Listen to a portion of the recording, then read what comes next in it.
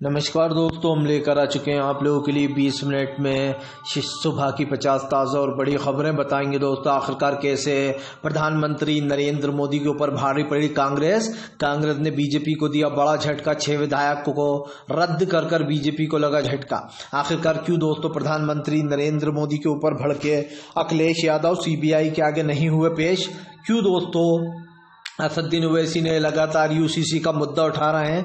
आखिरकार क्या है इस सब में, और कैसे जो है यहाँ पर दोस्तों बीजेपी को लोकसभा में हराने के लिए संजय राउत ने बनाई पूरी प्लानिंग, कहा वापस जाएंगे पुराने संसद में।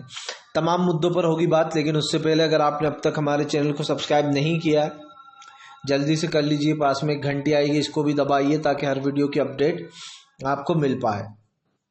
दरअसल दोस्तों आपको बताते चले, बीजेपी को लगा बड़ा झटका। कांग्रेस ने 6 विधायकों की रद्द कर दी सदस्यता। लेकिन दोस्तों बीजेपी इतनी आसानी से हार नहीं मानती। आपको पता है कि अगला उसका मूवमेंट जो है वो जो है हाई कोर्ट जाएगी, उसके बाद सुप्रीम कोर्ट पहुंच जाएगी अगर हाई कोर्ट में उसका काम नहीं हुआ तो।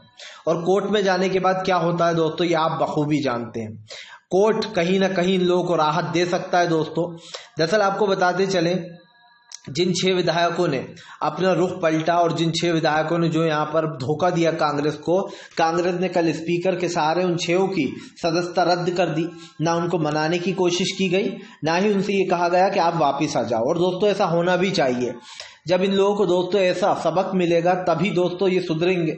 लेकिन अगर हाईकोर्ट दोस्तों इन लोगों को राहत देता है तो इसका मतलब आप समझ लीजिए कि फिर दोस्तों देश का लोकतंत्र खत्म होना है। क्योंकि आपको बताते चले दोस्तों, इनकी विधायकी इसलिए रद्द होना चाहिए कि आप क्रॉस वोटिंग कर रहे हो। क्रॉस वोटिंग जिस जनता ने जिस पार्टी में आपको वोट दिया उसे छोड़कर आप क्रॉस वोटिंग दूसरी पार्टी को दे रहे हो वोट, इसीलिए जो है यहाँ पर लेकिन बताया जा रहा है रद्द भले ही कर दी, पर अब सुप्रीम को हाई कोर्ट जाने की तैयारी में और 6 विधायक। और दोस्तों कोर्ट से ज्यादातर इन लोगों को राहत मिल जाती है, क्योंकि सब जानते हैं कि ज्यादातर बीजेपी दबाव डालती है कोर्टों पर और वो अपना काम करवा लेती है। इसलिए कहीं ना कहीं यह आशंका लगाई जा रही है। आपको बताते चले दोस्तों, बीजेपी के ऊपर जमकर भड़कते हुए नजर आए जो है अखिलेश यादव। अखिलेश नहीं गए सीबीआई के सामने। दरअसल आपको बताते चले दोस्तों, अब अखिलेश यादव के ऊपर सीबीआई का शिकंजा कसने की कोशिश की जा रही है। भले ही ये मामला दोस्तों उनकी गवाही का हो, लेकिन अखिलेश यादव को जानबूझकर सीबीआई के झंझट में घेरा जा रहा है ताकि दोस्तों अखिलेश इस लोकसभा चुनाव के कारण सीबीआई की चर्चा में आ जाए।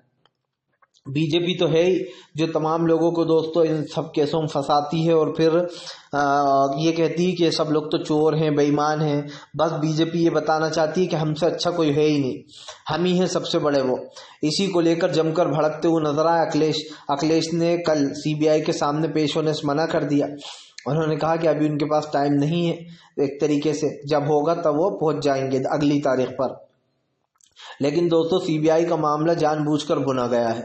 आपको बताते चले दोस्तों, बीजेपी के ऊपर भड़के असदुद्दीन ओवैसी बोले और कितने कानून बनाओगे मुसलमानों को और कितना परेशान करोगे। दरअसल आपको बताते चले, असदुद्दीन ओवैसी का कहना है कि तमाम कानून मुस्लिमों के लिए ही बनाए जा रहे हैं और कितने कानून बनाएगी बीजेपी। आपको बता दें ओवैसी पहले भी भड़के थे दोस्तों, उन्होंने पहले भी कहा था कि ये जितने भी कानून बीजेपी बना रही है दोस्तों, इससे एक चीज तो साबित हो जाती है कि भारतीय जनता पार्टी सिर्फ और सिर्फ उन लोगों को परेशान करने के लिए ये चीजें कर रही है, मुसलमानों को। आपको बताते चले, बीजेपी की यूसीसी बिल खास करके निकाह को लेकर जो कानून प्रावधान दिए गए हैं उसको लेकर हंगामा मचा हुआ। जहाँ एक तरफ मुस्लिम इसे मानने से इनकार कर रहे हैं तो वहीं असदुद्दीन ओवैसी बीजेपी के इन कानूनों को मुस्लिम विरोधी कानून बता रहा। ओवैसी ने साफ कहा है कि ये सब कुछ बीजेपी कर रही है, जानबूझकर कर रही है ताकि दोस्तों मुसलमानों को परेशान किया जा सके।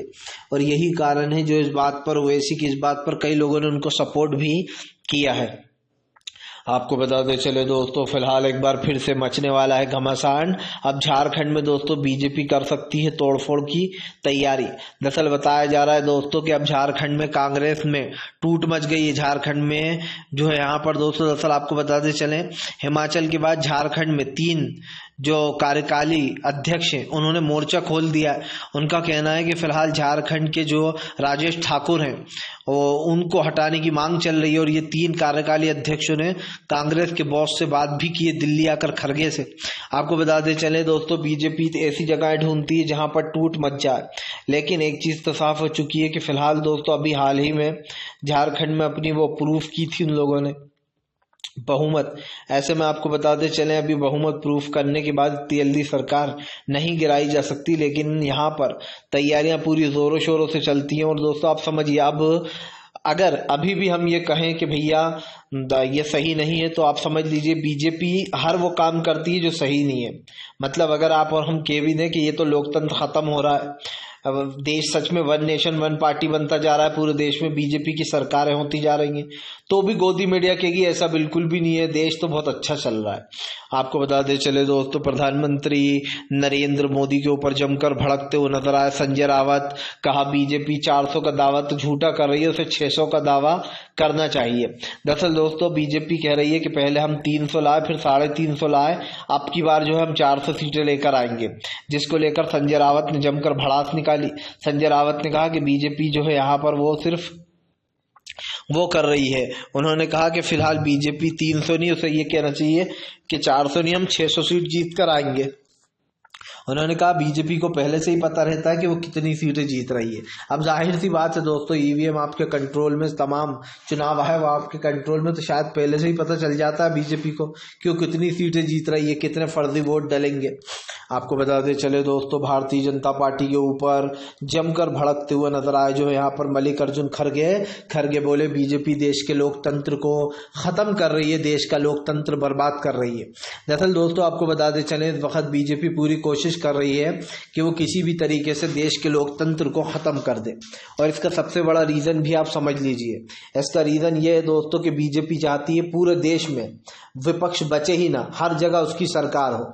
आप देख लीजिए, अब ज्यादातर बहुत कम जगहें ऐसी हैं जहां पर विपक्ष की सरकारें चल रही हैं, वरना तो ज्यादातर जगहों पर बीजेपी ने दोस्तों सरकारें गिरा कर अपनी सरकारों को खड़ा कर लिया है। क्योंकि जाहिर सी बात है दोस्तों, जो बेईमान लोग होते हैं वो बीजेपी के साथ जाकर मिल जाते हैं, और ईमानदार लोगों को उनकी सही जगह मिल नहीं पाती है। आपको बताते चले दोस्तों, एक बार फिर से मच गया घमासान, भारतीय जनता पार्टी के खिलाफ दोस्तों खोल दिया मोर्चा। जी हाँ, दरअसल आपको बताते चले, एक बार फिर से दोस्तों किसान उतरेंगे सड़कों पर, किसानों का ऐलान। कहा ये सरकार नहीं मान रही किसानों की बात, किसान अपनी जंग अब खुद लड़ेगा। दरअसल आपको बताते चले, किसान और सरकार के बीच में बात बन नहीं पा रही दोस्तों, जहाँ एक तरफ किसानों ने फिर से ऐलान कर दिया है कि वो आंदोलन ही करेंगे। आपको बताते चले, सरकार किसानों को जो ऑफर देती है दोस्तों उसका कोई मतलब निकलता नहीं है। ऐसे ऑफर दिए जा रहे हैं ताकि बहुत जल्दी लोकसभा चुनाव निकल जाए और उसके बाद बीजेपी उन किसानों से भी बुरा व्यवहार करेगी। लेकिन हमने एक चीज को नोटिस किया कि यहाँ पर हमारे देश के जो किसान है दोस्तों, वो इस सरकार से तो परेशान है ही, लेकिन एक चीज और देखने को ये मिल रही है कि सरकार उन लोगों को किसी भी तरीके से अपने असली मुकाम तक पहुंचने नहीं देना चाहती, इसीलिए दोस्तों इनको रोका जा रहा है। अब देखना ये होगा कि आगे क्या होता है, लेकिन एक चीज तो साफ है, आने वाले समय में देश की राजनीति दोस्तों काफी बदलने वाली है।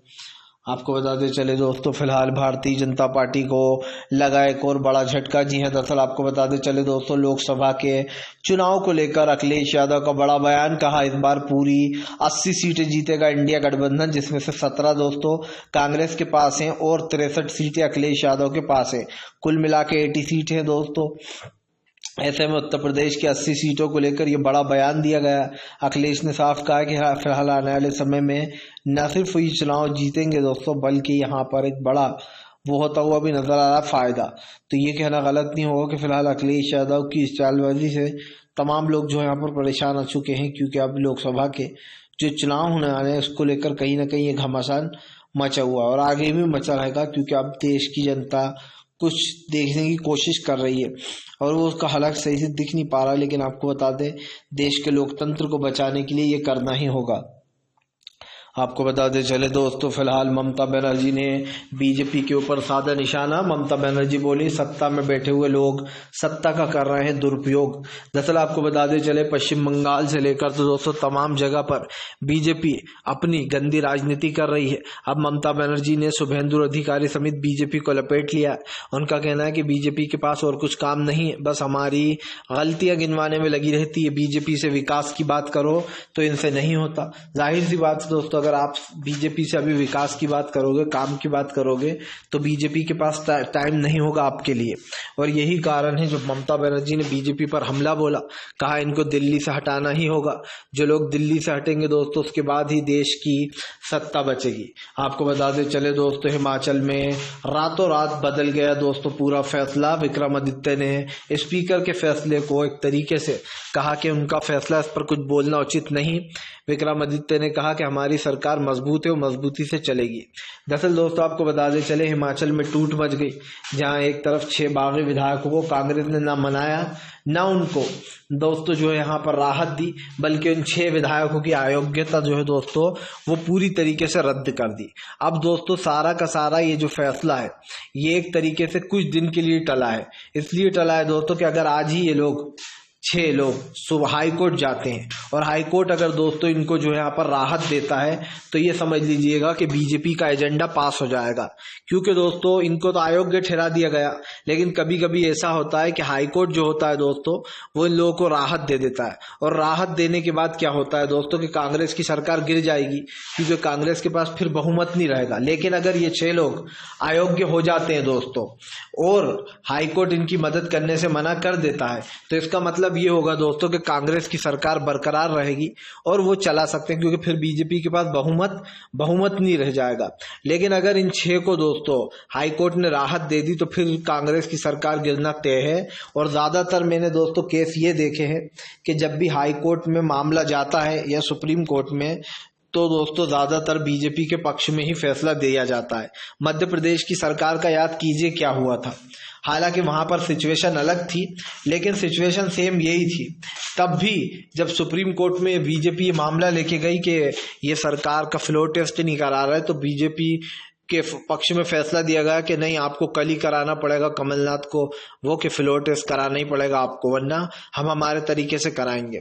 तब आप समझ सकते हैं दोस्तों कि फिलहाल किस तरीके से बीजेपी की हर तरीके से मदद की जाती है। लेकिन उम्मीद यही है दोस्तों कि हाई कोर्ट भी इस चीज को समझे कि ये क्रॉस वोटिंग वाला मामला है दोस्तों, ये क्रॉस वोटिंग की गई है वहीं बैठे बैठे, इसलिए उनको अयोग्य ठहराया गया है। लेकिन अगर अब भी दोस्तों कोई कोर्ट इनको सपोर्ट करेगा, तो फिर ये समझ लीजिएगा दोस्तों कि ये देश के लोकतंत्र के लिए ना सिर्फ खतरनाक है, बल्कि दोस्तों सरकार गिराने की इसी साजिशों में फिर कोर्ट का भी एक योगदान हो जाएगा कि भैया कोर्ट भी ऐसे लोगों को खुला छोड़ देता है और खुले में इन लोगों को राजनीति करने देता है। आपको बता दें चले, अब हाई कोर्ट पर सबकी नजरें टिकी हुई हैं, लेकिन सवाल वही है दोस्तों कि फिलहाल इन 6 विधायक के जाने के बाद काफी कुछ जो है यहाँ पर चीजें बदल गई हैं। अब बीजेपी कोशिश करेगी कि कुछ और लोगों को तोड़ ले इसमें से, और अगर टूट जाते हैं तो वैसे तो दोस्तों DK शिव कुमार के जाने के बाद हिमाचल में कोई टूट नहीं रहा है, लेकिन फिर भी दोस्तों बीजेपी की पूरी मंशा लोग समझ चुके हैं कि वो क्या क्या चालबाजियां कर रही है। आपको बता दें चले दोस्तों, फिलहाल प्रधानमंत्री नरेंद्र मोदी के ऊपर जमकर भड़कते हुए नजर आए दोस्तों प्रियंका गांधी बोली, फिलहाल जो लोग किसानों की नहीं सुनते, जो लोग आम मजदूरों की, गरीबों की नहीं सुनते, वो लोग क्या इंसाफ करेंगे। दरअसल आपको बता दें चले, उत्तर प्रदेश में एक दलित छात्र की हत्या कर दी गई। दलित की दोस्तों आपको बता दें, बाबा उसकी गलती इतनी सी थी कि उसने एक जमीन में खड्डा खोदकर बाबा साहब अम्बेडकर का वो लगा दिया बोर्ड दोस्तों, जिसके बाद उस लड़के को दोस्तों पुलिस ने गोली मार दी। अब इस पर बवाल मचा हुआ है। दलित की हत्या होने के बाद दोस्तों यहाँ पर जमकर प्रियंका गांधी ने कहा कि सरकार आज भी पिछड़ा अगड़ा दलित और जो आदिवासी इन लोगों के साथ नहीं है दोस्तों। और आप समझिए हमारे देश में आज भी दोस्तों अगर कोई बेचारा घोड़ी पे बैठता है तो कहते हैं तुम दलित है, तू घोड़ी पे क्यों बैठा, उसको पीट देते हैं उतार कर, किसी से थूक से अपने जूते साफ करवाते हैं उसकी जबान से दोस्तों। ऐसे कई वीडियो हैं जो सोशल मीडिया पे वायरल हैं, और बीजेपी के कई नेता ऐसे हैं जिन्होंने सुसु तक कर दिया दोस्तों। अब आप समझ लीजिए कि ऐसे लोगों को कौन लोग वोट देते हैं, समझ में नहीं आता दोस्तों कि बाबा साहब अम्बेडकर के संविधान की धज्जियां उड़ाई जा रही हैं हमारे देश में। आपको बताते चले दोस्तों, फिलहाल बीजेपी और चंद्रशेखर रावण में आर पार की लड़ाई। चंद्रशेखर रावण बोले फिलहाल हम जाकर रहेंगे, हमें कोई रोक नहीं सकता है। आपको बता दो दोस्तों, बीजेपी फिलहाल इस वक्त बुरी तरीके से फंस चुकी है, क्योंकि उसको इस सवालों के जवाब देना ही होंगे। लेकिन यहाँ पर एक चीज़ तो साफ हो जाती है कि फिलहाल हर सवाल का जवाब होता नहीं और इस तरीके से बीजेपी का गेम ओवर हो जाएगा। आपको बताते चले दोस्तों, फिलहाल इस बार बीजेपी को एक और बड़ा झटका लगने जा रहा है। जी हाँ, दरअसल हम आपको बताते चले, लोकसभा चुनाव से पहले दोस्तों राहुल गांधी ने एक लिस्ट तैयार की है जिसमें कई दिग्गजों को लोकसभा का टिकट दिया जाएगा। आपको बता दें 2024 के चुनाव इस देश की आर पार की लड़ाई है, या फिर यूँ कह दें कि यह अंतिम लड़ाई है। इस लड़ाई में तय हो जाएगा दोस्तों कि इस देश का योद्धा कौन है, किसको। अगर देश में दोस्तों अब थोड़ा सा भी भाईचारा बचा है, प्यार मोहब्बत बचा है, तो इंडिया गठबंधन बम्पर जीत से जीतेगा। लेकिन दोस्तों अब जो लोग बिल्कुल ही काम के होते हैं, यूजलेस होते हैं, खास कर उन लोगों को भी बीजेपी टिकट दे देती है। ज़्यादातर गुंडे मवालियों को दिया जाता है, लेकिन कांग्रेस हमेशा पढ़े लिखे और अच्छे लोगों को टिकट देती है दोस्तों, और ये हमने कई बार देखा है। तो ऐसे में अब देखना होगा कि क्या होता है। आपको बताते चले दोस्तों, फिलहाल प्रधानमंत्री नरेंद्र मोदी के खिलाफ भड़कती हुई नजर आई जो है दोस्तों सुप्रेशन नेत ने हिमाचल की साजिश को बताया नाकाम साजिश। दरअसल आपको बताते चले, हिमाचल में दोस्तों सोनिया गांधी को 14 दिन पहले ही पता था कि क्या होने वाला है, टूट हो सकती है। ऐसा दूसरी तरफ आपको बताते चले, बीजेपी धाक जमाए बैठी है कि कब सरकार गिरे और हमारी सरकार बन जाए। दोस्तों इस देश के दो मास्टरमाइंड, जिनको मास्टरमाइंड पता नहीं क्यों कहा जाता है, गृह मंत्री अमित शाह और नरेंद्र मोदी, मैं इन्हें दोस्तों कहीं से मास्टरमाइंड नहीं मानता। मास्टरमाइंड इसलिए नहीं मानता दोस्तों कि आपके पास पैसों की भरमार है, आपके पास पुलिस है, फोर्स है, मिलिट्री है, पीआरएफ के जवान हैं, हाई कोर्ट है, सुप्रीम कोर्ट है, आपने सब पे शिकंजा कस रखा है। इतनी ताकत होने के बाद दोस्तों अगर किसी को मास्टरमाइंड कहा जाए तो जो मास्टरमाइंड कहता है मैं उसको बेवकूफ समझता हूँ। ऐसे मास्टरमाइंड नहीं कहते, इसको कहते हैं ताकत का दुरुपयोग करना। मतलब अगर आपको जनता ने वोट देकर जिता दिया, आपको ये सारी वो मिल गई फैसिलिटी, तो आप उनका दुरुपयोग कर रहा हो, आप उनको जो है यहाँ पर सरकार गिराने के लिए यूज कर रहा हो। हमने देखा कैसे हरियाणा की पुलिस बकायदा हिमाचल में घुसती है, पीआरएफ के जवान भी होते हैं उसके साथ, और हिमाचल में लूट करके 6 विधायकों की उनको अपने साथ ले जाती है। इसका मतलब आप समझिए दोस्तों, इसका मतलब साफ ये होता है कि बीजेपी को जो जनता ने पावर दी है, बीजेपी उसका दुरुपयोग कर रही है और विपक्ष को तोड़ने में काम ले रही है तमाम। तो फिर गृह मंत्री अमित शाह जो है कहाँ से चाणक्य होगा, कहाँ से मोदी मास्टरमाइंड होगा दोस्तों। किसी भी टुच्चे इंसान को भी अगर ये ताकत आप दे दोगे, गली के एक ऐसे आदमी को बेकार से, वो भी दोस्तों उसको भी आप मास्टरमाइंड कहने लगोगे। और ये नाम जो है वो बीजेपी को गोदी मीडिया नहीं दिया है, तो गोदी मीडिया पहले खुद मास्टरमाइंड बन जाए झूठ बोलने में, फिर दूसरों को दे वो ये टेक। आपको बता दे चले दोस्तों, फिलहाल इस बार जो है यहाँ पर शफीकुल रहमान तो नहीं रहे दोस्तों, सपा के सबसे बुजुर्ग सांसद थे। लेकिन आपको बता दे चले, अखिलेश ने अब उनकी जगह एक नए प्रत्याशी का नाम सोच लिया है। दरअसल आपको बता दें, वो माना जा रहा है शफीकुल रहमान के जो शफीकुल रहमान बर्क साहब के जो बेटे थे, उनको टिकट दिया जा सकता है। आपको बता दे चले, वो अखिलेश यादव के बहुत भरोसेमंद थे। अखिलेश के नहीं, वो मतलब मुलायम सिंह यादव जो थे उनके साथ के थे दोस्तों वो, और मुलायम सिंह यादव के काफ़ी वफादार और भरोसेमंद थे। ऐसे में दोस्तों आपको बताते चले, अब उनके जाने के बाद काफ़ी चीज़ें निकल कर सामने आ रही हैं। तो ऐसे में वो सीट क्योंकि अखिलेश की जीती हुई मानी जा रही थी, क्योंकि वो हमेशा चुनाव जीतते ही थे दोस्तों। लेकिन अब शफीकुल रहमान बर्क रहे नहीं, तो उनकी जगह अखिलेश किसी और को टिकट देना चाहते। माना ही जा रहा है कि उनके बेटे जो हैं, हो सकता है उनको खड़ा किया जाए उसी सीट से। अब देखना ये होगा कि अखिलेश किसको खड़ा करते हैं। आपको बता दे चले दोस्तों, मायावती बुरी फंसी, मायावती की बैक हैंड वाली स्टोरी आ गई सबके सामने। दरअसल दोस्तों, एक तरफ तो मायावती अपने आप को जो है दलितों का हिमायती बताती हैं, कहती हैं मैं दलितों पिछड़ों के साथ हूँ।